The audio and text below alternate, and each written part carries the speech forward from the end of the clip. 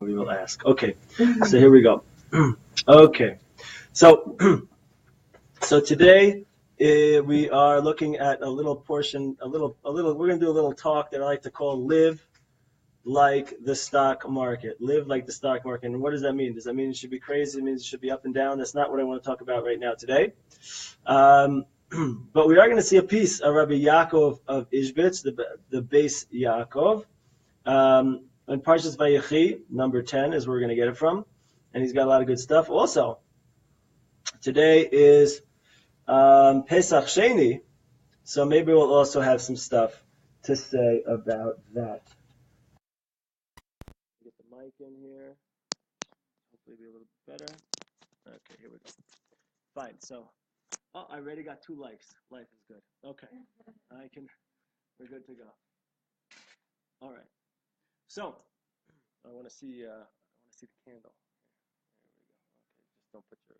Don't burn your cup. Okay. So, let's get through it a little bit. Ready? And remember, feel free to chime in. Don't be shy. L'chaim, baruch atah Adonai, Eloheinu melech haolam, borei pri hagafen. Amen. Okay. So he says like this. It starts off with a pasuk, and look at this. Hashgacha pratis. It's divine providence. The pasuk that we have here that we're dealing with is kumi ori kiba orech. Right? Kumi ori. That the light, your light should stand up, right? Light again. Today is also the yard site, the anniversary of the passing of Rabbi Meir Balanes. Meir also from the word or, from light. Okay, and he says, and so he says like this: Ori hu haor midivrei Torah shebetmidus belev bnei Yisrael.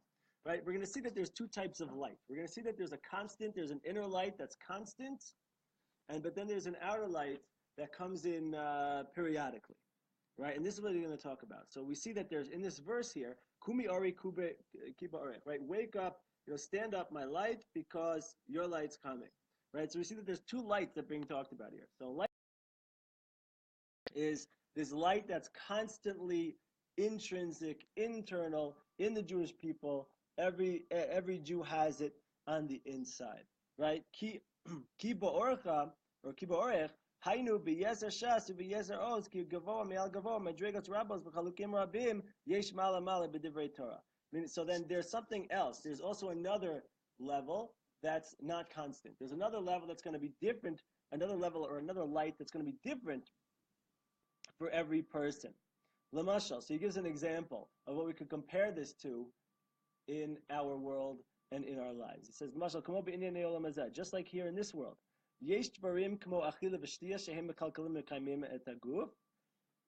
there are certain things in this world that foods, drinks that you need to sustain you. You got the bread, you got the water, you got the wine. Just kidding. Wine's extra. But you got the bread, you got the water, right? And let's see what he lists: food, eating, drinking, and these are things that you need. These are things that sustain the body, right? Without them, asher bel adam enu yachol lechyot. Without them, person can't live, right? Va'od yesh dvarim ha'me'angin aguf, right? That these things give like a pleasure to the body, a physical pleasure, right? These are things that person can enjoy a little bit more. V'zeh eino tmidi. This person doesn't usually have constantly, right? You have extra things, right? You get a wine on a Shabbat, then maybe in a special occasion, or a wine on a Hasidus event, of course. But it's not the same as I wake up in the morning, knock back a glass of wine. Lunchtime comes, knock back a glass of wine. Right? If you're doing that, then already you have a problem, right? So this is something that's supposed to be a little bit extra. This is not as constant, right? So he says, this is not constant. Yesh asher yira v'yishma kol tanugay olam hazeh v'lo yifnei aleim ki b'libo balimo. Right. So similarly, right, right, meaning to say that it's not something constant, because sometimes a person will see something, or he'll hear about different whatever pleasures in the world, and he doesn't need to go after it all the time, right? It's not like eating and drinking in the simple way, right? So, so now he's going to bring it back to our point about the spirit, about things that are in spiritually as well, right? Same thing in terms of divrei Torah. What it means by that in general usually seems to be spiritual, the concept of spirituality, spiritual things. You have the same idea, right? There are certain things, asher hem chayim ubehem neageh yomam v'layla, right? There are certain things that our life, our spiritual life is dependent upon it. We need to be attached to it. We need to be constantly aware of it, right? Asher kol tzurat adam yusad aleim v'hem onim oto mikol ra. There are certain things that a person needs to be attached to it, and it's something that will prevent him from going down, straying in a negative way. And by the way, what he's talking about, I believe here, is simply bottom line halacha, the concept of Jewish law, right? Mikora. Okay, so meaning to say there are certain things that a person needs to be involved with because that's bottom line. That's their bottom line. So sometimes a person needs to be involved in doing something, even if they're not feeling it, right? But they need it because this is part of their life, this is part of their soul, this is part of their spiritual activity, this is part of their avodah, and they're part of their avodas Hashem. And part of avodas Hashem, part of spiritual work, part of spiritual growth means that there's a certain bottom line, right? So that means to say there are certain days. Let's make another comparison. There's a certain days, and I'm not sure actually. I'm not sure what's going on back there. There are certain days where a person who's working out, who has a regular workout regimen. So it might be that a person's feeling it certain days, not feeling it other days. But if there's a certain regimen, they need to be able to go ahead and at least pull off a certain bottom line, right? They need to stand strong with the level that they're at. And even if there's a certain day that they're not feeling it, hopefully, at least they can keep up with whatever level they've built up until this point. Maybe they're not going to try to gain on that day, but they're certainly, hopefully, going to keep up with at least a certain bottom line. Yes? Does that make sense? That's in life, right? So, similarly, spiritually, similarly, Jewishly, right? So there's certain, right? The objective standard would be halacha, right? The concept of Jewish law. But everybody in their own place, right? Wherever you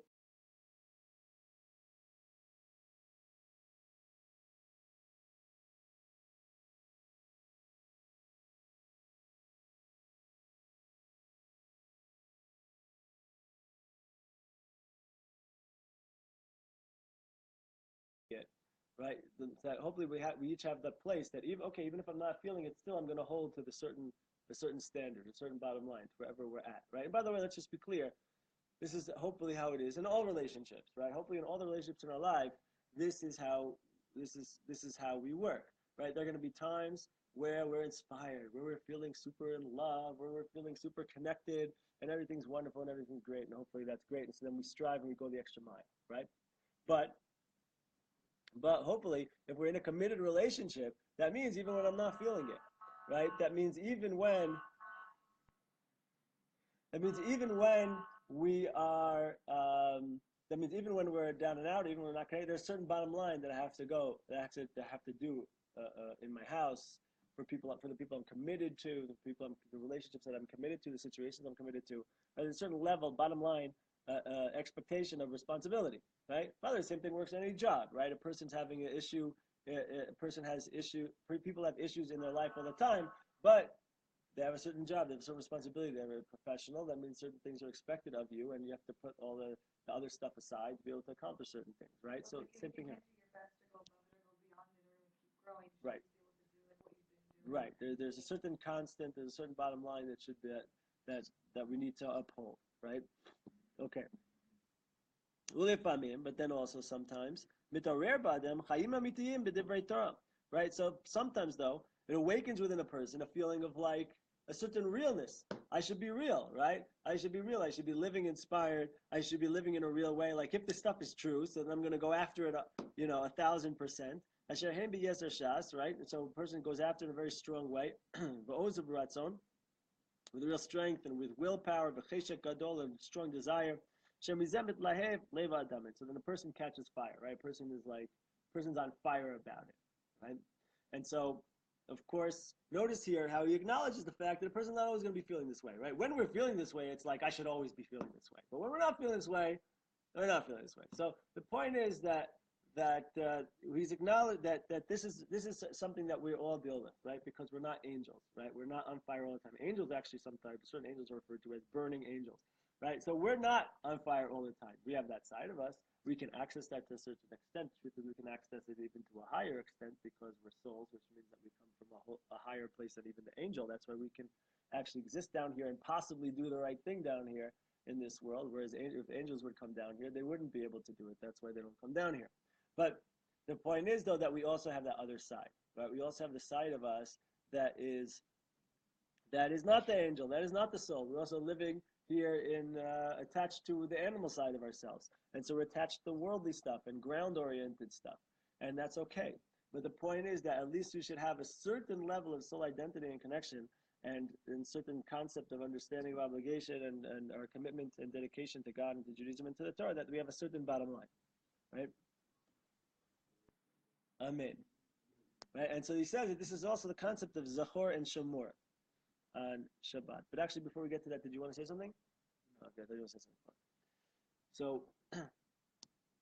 So he says this is the concept of Zachor and Shomor. Like on Shabbat, you have two ideas. There's two, right? Zachor is to remember, to mention, remember. The Shomor is to like safeguard or to watch, to keep. Right? Usually Zachor is the positive stuff. Shomor is don't do the negative stuff. Right? Zachor is do the positive stuff. Shomor is do the negative stuff. Right? Zachor is experience Shabbat. Shomor is don't break Shabbat. Right? And so, so the truth is, this goes for every piece of Torah and every piece of Torah and mitzvahs that we have. That there is a shamor in there and there is a zachor in there. There's a way of doing it bottom line and keeping it and like, okay, at least I'm doing what I'm supposed to be doing. And then there's the other level, which is I get to do this, right? Right, and that also is a great switch that we can flip it hopefully in our relationships. Let's say, right? Am I in a headspace of I have to do this, or am I in a space of I get to do this? And by the way, a lot of people like to give these speeches and be like, we need to switch from I have to do this to I get to do this, and that's true. But there's also reality. There is something that you gave yourself and a side of your relationship and a side of your connection with God and Torah and Judaism. That's not just I get to do this, but also I have to do this. And what is that? It's exactly what we were saying before. That's the concept of, yes, that there is a certain bottom line commitment there. That it isn't just about what I'm feeling in that particular moment. It's like, oh, I feel inspired, so I'll just do. I don't feel inspired, so I'm not feeling inspired right now. I'm going to do something else, right? So what is that? That's not a committed relationship. That's for sure. That's romance, but that's not going to be love. That's not going to be a committed relationship. And so you see people who have this, and it's okay if we start this way. Everyone's got to start by something. But bottom line is as we develop and as we mature, as we come to some place of like truth or whatever, so in commitment and dedication, so there comes to be certain things where it's like, you know what, this is reality. And so therefore I'm going to go ahead and do it, even in the situation where maybe I'm not feeling it. Right? Go ahead, Elliot. What do you want to say?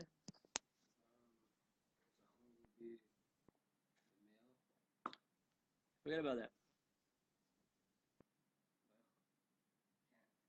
Separate conversation, male, female stuff. It's nothing to do with it right now.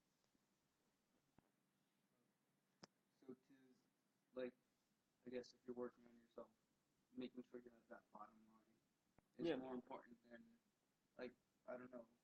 I've heard people say, like, if you're struggling or you're trying to grow, then take something more upon yourself. Like, even if you're not keeping basics or you don't have this bottom line, or, still, if you show God that you're trying to do more and take something new, that's like, I don't know, Also good. That's a good that's a good strategy. This would be that. What this? You should like have a stronger, like I think you should like if you're having problems. One doesn't negate the other. I think what he said, what you're referring to is something that is a person in a certain situation or struggling or whatever. So someone in that particular situation, it sounds like, is giving a strategy of how to get a person going, how to get a person out of a rut, something like that. That's what that sounds like. Am I wrong? I think. I think everyone tries to grow, and it seems that there could be two ways.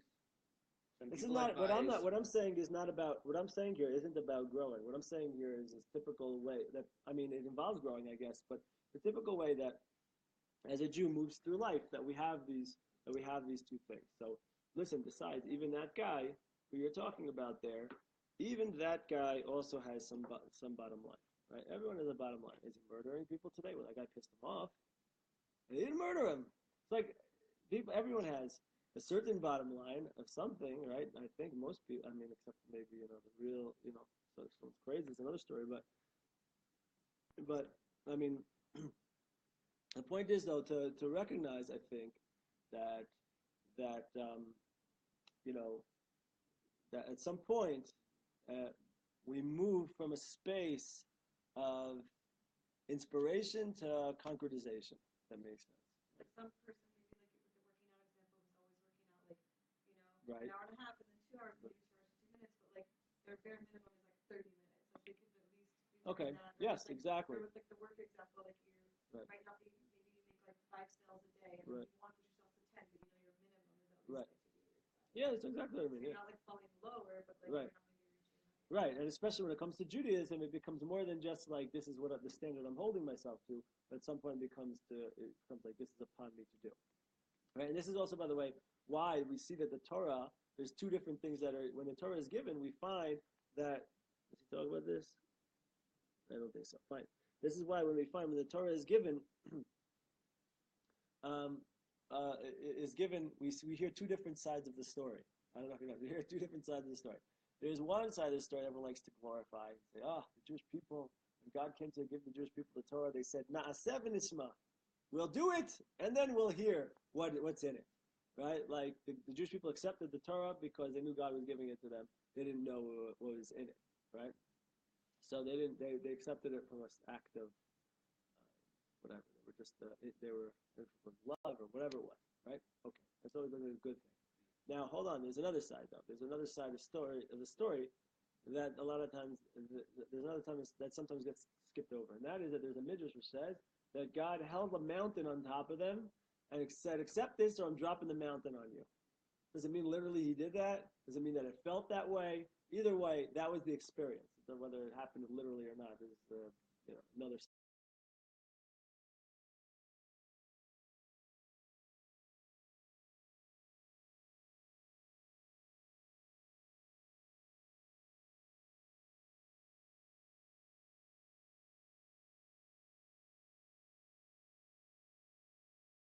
In this, the point is that in our relationship with Hashem, just like in any relationship, there's really these two sides. The side of I'm inspired, right, and I'm excited, and I'm pumped up about it, and there's nothing more important, so I'm going to go run and do it. There's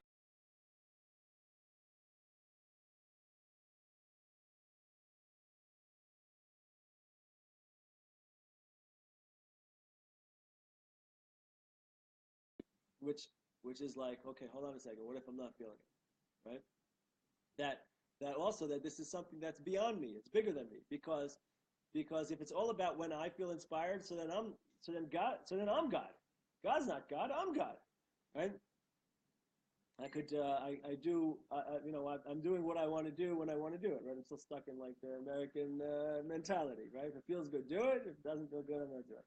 So, um, so there needs to be that other side where I'm getting outside of myself, and that's really where to a certain extent, that's really where spirituality begins. Everyone wants to feel some high, and that's nice, and it's good, nothing bad about that. That's actually wonderful.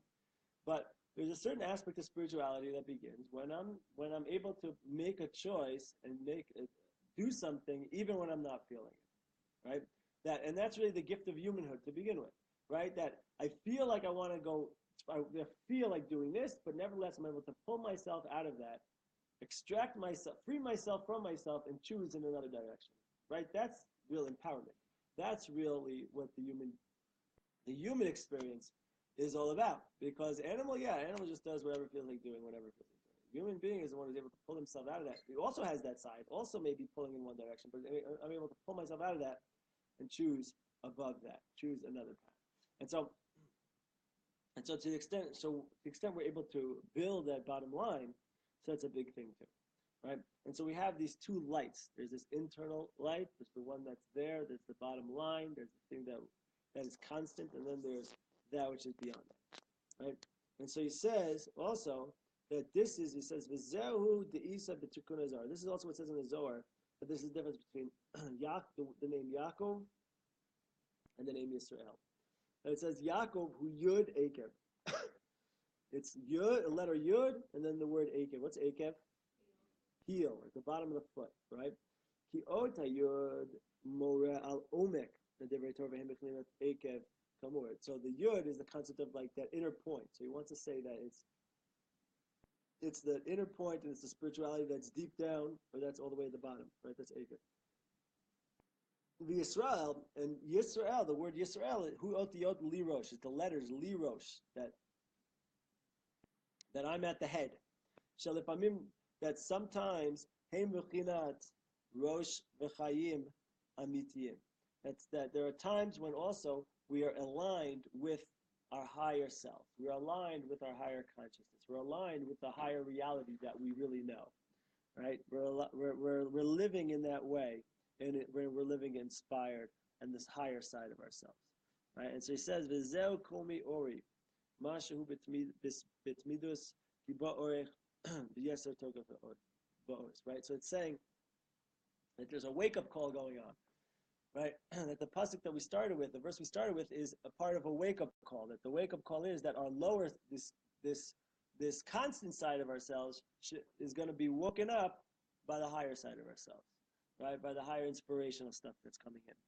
And he says, "V'zeu v'yichi Yaakov." This is what it means when it says, the pasuk says in this parsha that it's dealing with, "Vayichi Yaakov," and Yaakov lived. What does it mean, Yaakov? It means Yaakov was aligned. Yaakov was enlivened, right? Meaning to say that Yaakov is the concept. It doesn't just mean Yaakov, Jacob, but also means that the lower constant, which is good, but it's woken up. Shemedreget Yaakov be'elu hasheva esrei shana heim b'chayim be'irim. That Yaakov, during these 17 years when he's living in Egypt, so he was able to be awoken, right, with this higher life, right, with this higher level, right. This is what it's saying over here. And the truth is, again, that we all have this, right? And the key is, can we go ahead and do a Vayechi Yaakov on ourselves? That yes, to build that Yaakov.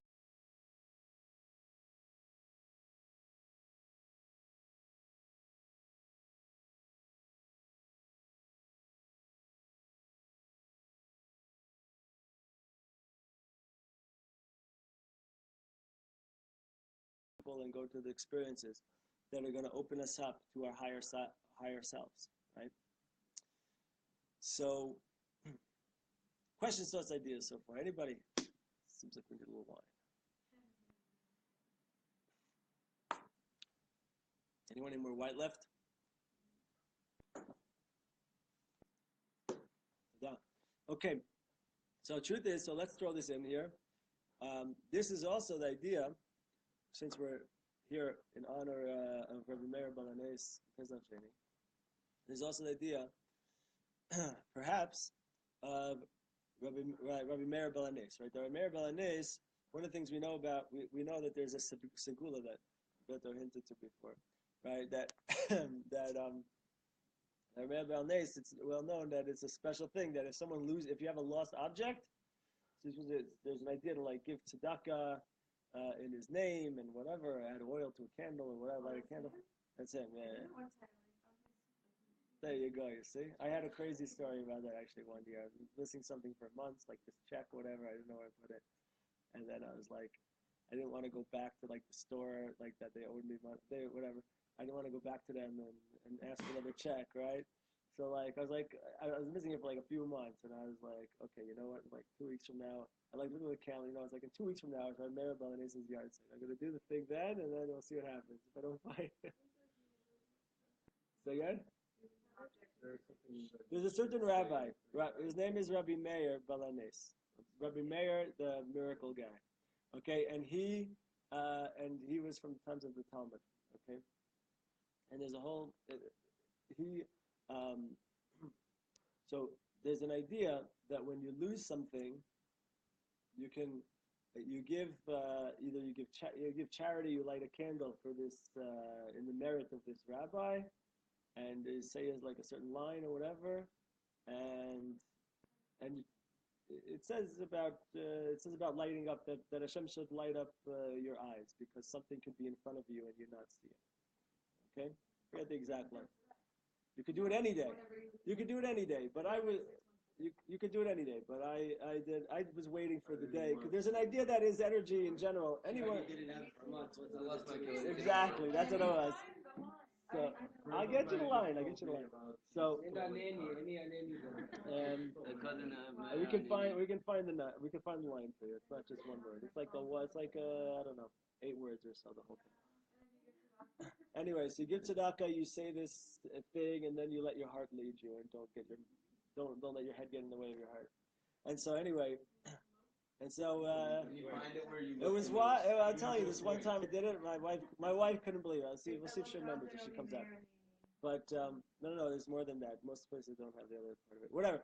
Anyway, I took a few steps. I opened up a cabinet on top there. But anyway, so yeah, right. So.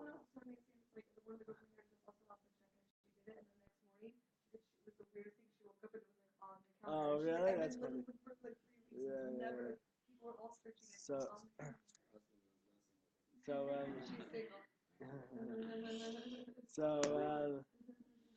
anyway, the point. So this is it's all about light, and so so one other thing. So I always think about. We're talking about right, Maribel is also this whole idea.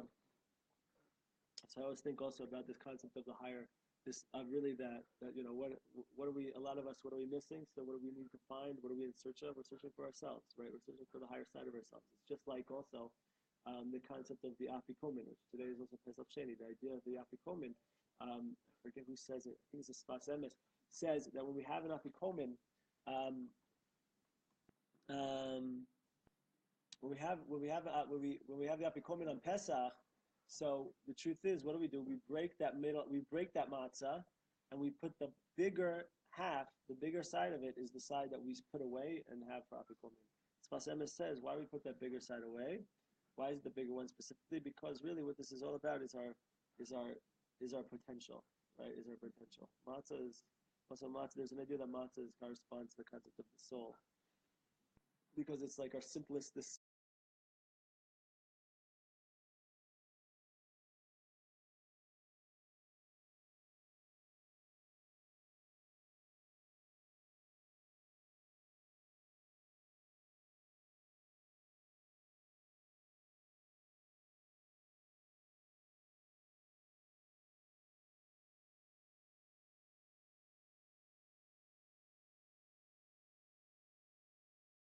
doing the max, right? So then we're living in the Israel state of mind.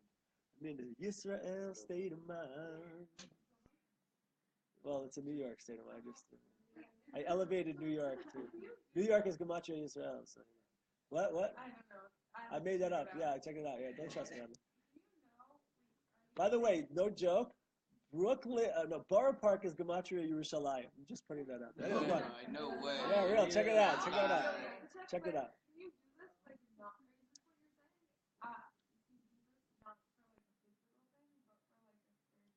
I applied. I made that application. I'm sure there's other people who do this as well. So why not? Go for it. Go for it. No, now you're like, Rebbe Meir, find me my Bashert, you know? I think you're on. He's lost. He hasn't found his way to me yet. Maybe I'm lost. Right, do it for Mashiach, right. Where is that guy already, huh? Where did he go? Yeah, find him. So, yeah, let's see. What happened in college, I lost virtually all my work for the semester. Yeah, and I did the school. I didn't think about it afterwards. And the next day I went to like the computer rooms. The way it worked there were like 120 computers. And the official policy is they don't save anything on the computer and they erase everything every night.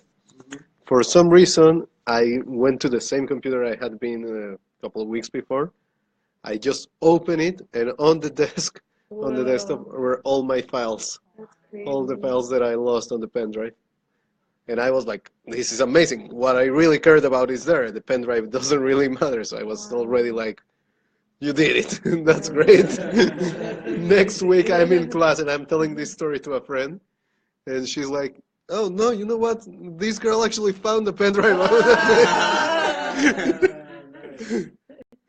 But maybe she would have found it if you didn't do that.